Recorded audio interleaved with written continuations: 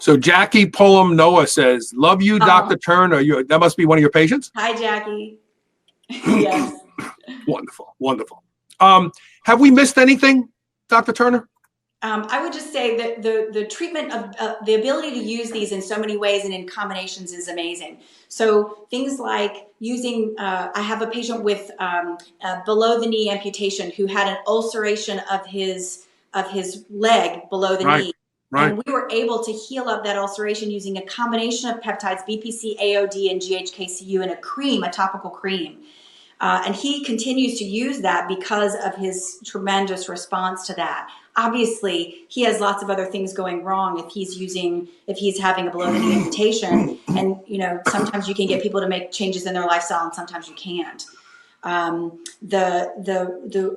Applications for my favorite is this treatment that we use when we used AODHA. You were talking earlier about AODHA or AOD. If you use it in combination with HA, this healing fragment of growth hormone is held in place by that hyaluronic acid, the hyaluronic acid.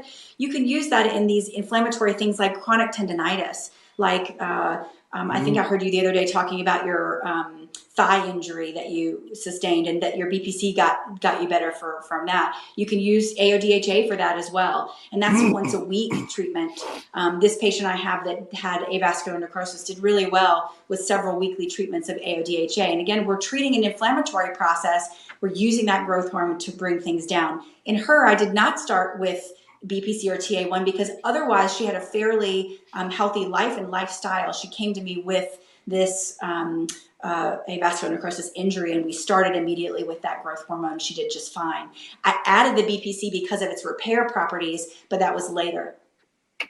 Have you seen tolerance issues with people with severe autoimmunity to BPC? Jeff Robinson wants to know if you've now noticed that people tolerate BPC better when using TA1 first or combined with. It seems that those with severe autoimmunity can have BPC tolerance issues. I would have thought BPC is one of the most tolerable. You would think so. So I have a patient with MS who was unable to tolerate the oral BPC. That's what we started with in her because I figured that was her primary source.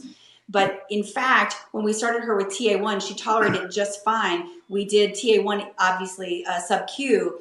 And we're getting ready because she's been on TA1 sub-Q about 6 weeks. So we're getting ready to start her on BPC sub-Q to see if she'll tolerate that where she did not tolerate it orally. She might tolerate the oral again, but again, now we're talking about someone who's got a little anxiety because she tried it before and had a bad reaction. So I don't want to put somebody through going through that again if I have an alternate route I can administer. It's one of the things I love about BPC. It comes in a dental paste. It comes in eye drops. So for your corneal ulcerations, you can use it in corneal ulcerations. And I'm still using it. I used the thymosin beta 4 and BPC 157 eye drops. I had a corneal ulcer. It lasted months. My audience knows about it. I was blind in my right eye. Terrible. And there are no imperfections in my cornea. And now I just have a little cloudiness that may completely resolve. But I've got a contact lens in and I'm 20/30 in the right eye now, thanks to those peptides. Great. Fan.